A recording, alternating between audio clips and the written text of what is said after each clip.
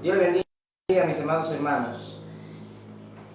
Esta mañana les quiero traer un pasaje de la Escritura que está en Éxodo capítulo 17. Dice así la palabra de Dios. Éxodo capítulo 17 del 1 al 7. Toda la congregación de los hijos de Israel partió del desierto de Sin por sus jornadas conforme al mandamiento de Jehová, y acamparon en Refidim, y no había agua para que el pueblo bebiese. Y acercó el pueblo con Moisés, y dijeron: danos agua para que bebamos. Y Moisés le dijo: ¿por qué altercáis conmigo? ¿Por qué tentáis a Jehová? Así que el pueblo tuvo allí sed, y murmuró contra Moisés y dijo: ¿por qué nos hiciste subir de Egipto para matarnos de sed a nosotros, a nuestros hijos y a nuestros ganados? Entonces clamó Moisés a Jehová diciendo: ¿qué haré con este pueblo? De aquí a un poco me apedrearán. Y Jehová dijo a Moisés: pasa delante del pueblo y toma contigo de los ancianos de Israel, y toma también en tu mano tu vara con que golpeaste el río, y ve. He aquí que yo estaré delante de ti, allí sobre la peña en Horeb, y golpearás la peña, y saldrán de ellas agua, y beberá el pueblo. Y Moisés lo hizo así en presencia de los ancianos de Israel.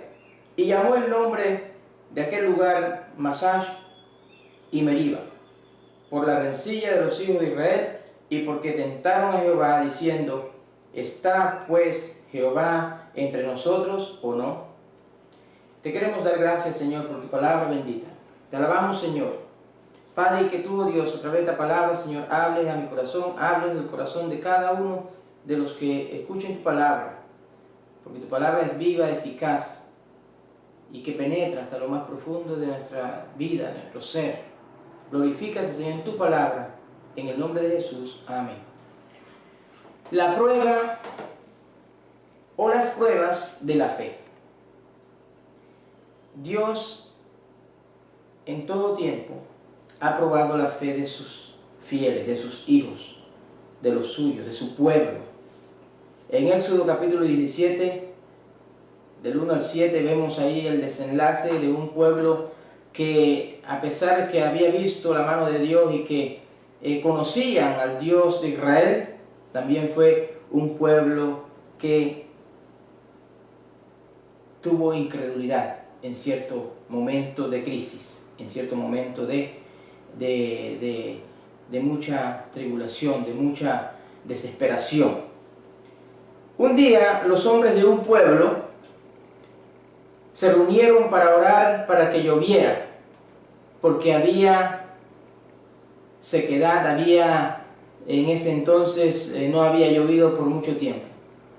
Y se reunieron todos los hombres del pueblo para orar a Dios por lluvia. Solamente un niño llevó paraguas. ¡Qué fe! ¿Qué clase de fe vemos en este niño? Nosotros tenemos que creerle a Dios también, así como confiar en Él, como aquel niño también que es tirado y lanzado a los aires, y ese niño está riendo. ¿Por qué ríe? Porque confía en que lo apañará. El cristiano, en cierto sentido, cuando predicamos a Dios, también tenemos que creerle a Dios y saber que Dios está siempre con nosotros. Él lo prometió, y Él también en sus promesas ha dicho que va siempre a estar con nosotros todos los días hasta el fin del mundo. Mi predicación de esta palabra no es para criticar la fe de nadie, sino para apasionarnos más por Jesucristo, apasionarnos más por las cosas de Dios, para aferrarnos más a ese Dios que también nos alumbra de día y de noche, nos cuida de día y de noche.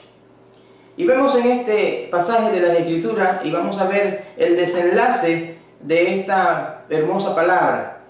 ¿Qué nos enseña? ¿Qué aplicamos en la vida cotidiana de nosotros como fieles de Dios, como seguidores del Dios vivo también? Vemos en esta palabra que la queja aumenta el nivel de estrés, porque en aquel momento dice la Biblia que los israelitas tenían sed, estaban preocupados, porque no tenían agua, no había agua. Y era una multitud que dependía no solamente del liderazgo de Moisés, sino que también ellos estaban en un momento de crisis por causa de agua. Y dijeron a Moisés: danos agua para que bebamos. No solamente ellos, sino también sus hijos y sus ganados. Y entraron en un momento de desesperación. Y entonces el momento de desesperación le llevó a la queja, que eso también llevaría a un momento de estrés. Fueron respuestas del pueblo, meramente respuestas emocionales, porque ellos, como vemos en todo el libro de Éxodo, también vemos el cuidado de Dios cuando tenían hambre, vemos el cuidado y la protección de Dios mientras caminaban de día y de noche. Siempre Dios estuvo con ellos allí, de noche, en una columna de fuego, y de día como una nube. Entonces la presencia de Dios siempre estuvo con ellos, pero fueron las respuestas de ellos meramente emocionales.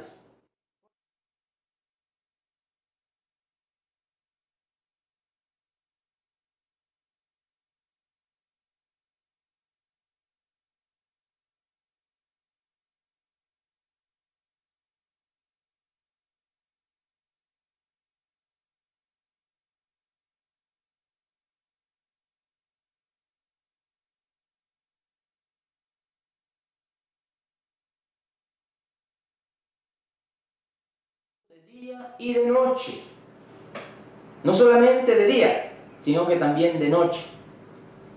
Y eso es lo que sucede en la vida cotidiana también, y nos puede suceder a nosotros.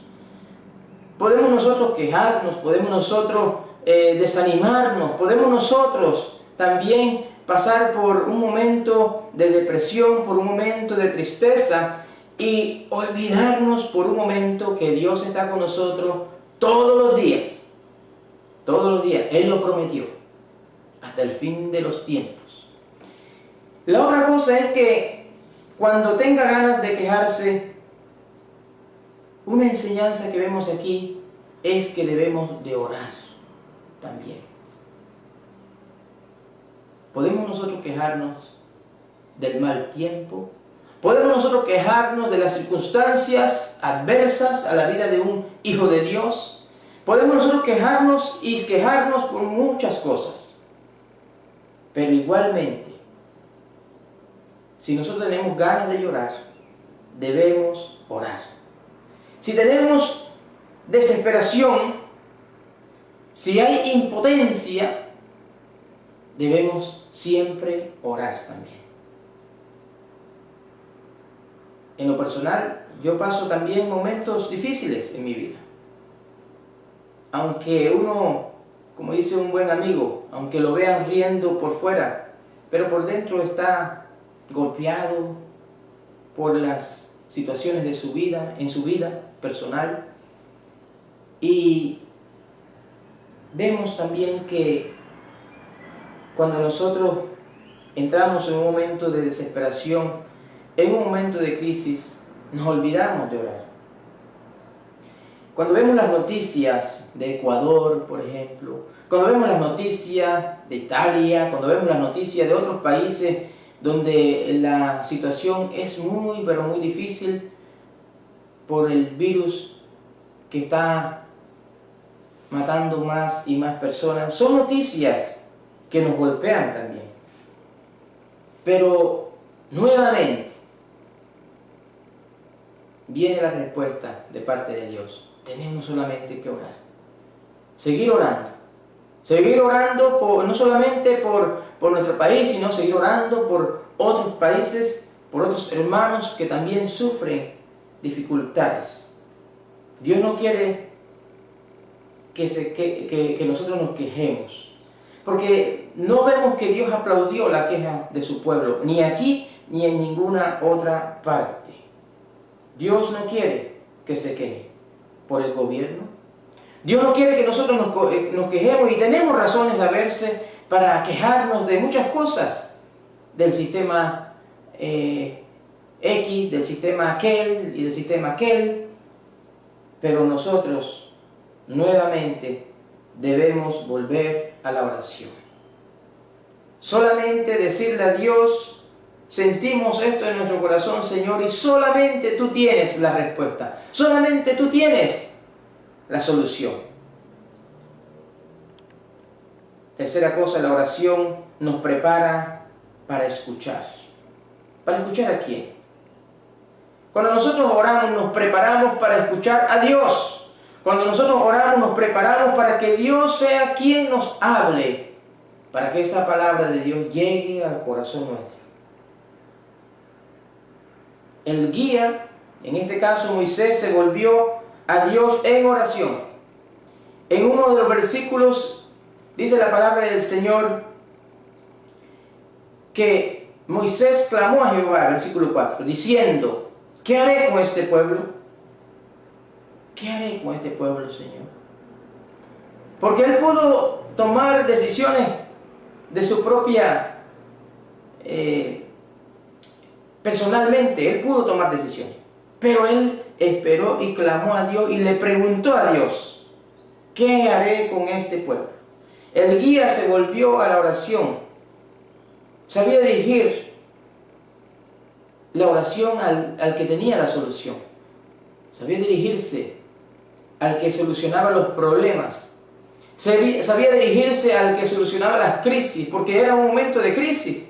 Imagínense, cuando nosotros en Chitré se nos va el agua por 1 o 2 días, por un día solamente, por un día, vamos a decir que un día, se nos va el agua y hay una desesperación solamente porque un día hubo un problema, un daño, y están arreglando una turbina, están arreglando una tubería.